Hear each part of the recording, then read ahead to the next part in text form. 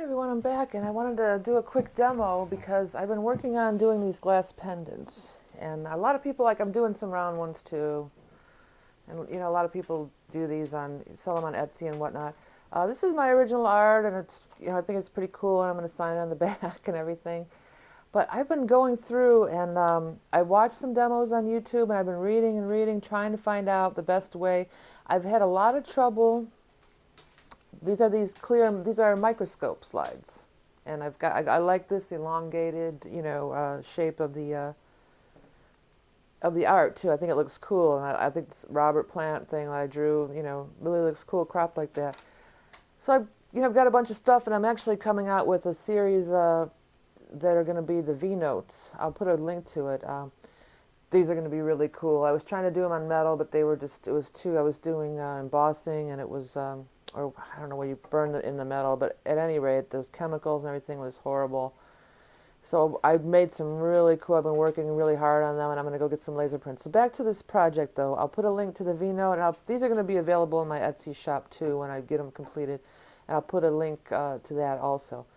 So here, you have your art, and also I probably shouldn't have cut this to size to start with. It's better if you have a little extra and trim it off later, but that's not the point of this demonstration. It's about these clear slides and these different glues, And I've got this, diamond glaze, which people talked about, oh, use that.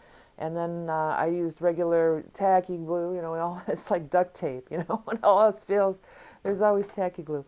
But the point is, on all of these, I've tried all different methods. I tried painting it on and everything, and you could see the brush marks. And on this one, I tried just doing the edges, because now I'm putting plastic ones on the back. You can really see it on the back, too. It just looks terrible.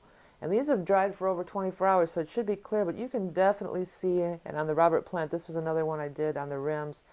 In certain light, I don't know if it's picking up on camera, but if you were to look at it in person, there's this like stuff going around there, and it bothers me a lot. I mean, that may be how they sell them. This one, even though it's a laser print, it did appear to smear a little ink also. And then some of these, I did some earlier, I tried with the diamond glaze and different things, and I could see it. I could turn it sideways and I could see those lines and I can see those brush marks, or this one has like a bubble in it. I could see it.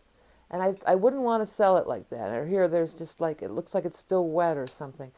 So I've been working obviously, these are all my, these are all my mistakes. Actually, one is not. So what I finally did is, by looking at a lot of different things, I think the key is, and I've got fingerprints on here. I'm going to clean it off real quick. I think the key is to use your finger. It really is. And I think the other key is to put it on the glass. So I'm going to go ahead and do one in front of you, because this one I did, and it's just about dry. Like earlier there was this big mark, and it's fading away, and I can already tell. I can turn it all different ways. I don't see any streaks. I don't see any globs or lines from brush marks or anything. So I think this is it. This is the ticket, as they say. So what I'm going to do is put some tacky glue on a slide, and then I'm going to use my finger, because I think it's true that those brushes actually leave some brush marks. So I'm going to like swirl it around on my finger and try to get so there's as little lines as possible. But putting it on the glass makes a difference too, rather than putting it on the artwork. Even though these are laser printed and supposed to not run and everything, I did have a little issue with a little runnage on that one photography of Mary. So here we go. I've got this kind of smoothed out as much as I can. I don't want any lines, and maybe there's better ways to hold it or do it or something, but I'm just doing it with my hands. And I want to get as little of lines as I possibly can. I don't want to see any lines. There's a piece of hair in there. That's definitely out too. We don't want hair. Okay. And so I think that's, oops, I just bumped it and made an error. This is a little more forgiving too, this design that I'm going to demo for you, because it's got a lot of weird shapes in it and stuff. What this is just a photo of one of the mosaics that I did, and I messed around with it in Photoshop, and I think it came out kind of cool. I actually did a couple of those. And so there. And we're going to put it on, I actually need to wash my hands, but we're going to put it on like this, onto the glass. So it goes on the glass, not on the photo or image. onto the glass, and then so putting it on the glass made all the difference. And of course it's very cloudy right now, uh, but it won't be.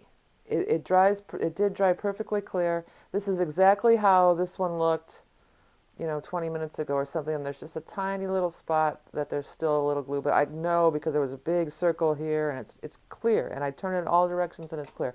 So I think that is really the ticket for doing this project. And I'm going to be as I said, we'll post some of these for sale on my Etsy site. I'll put a link to both of the sites below. So it's a pretty cool project.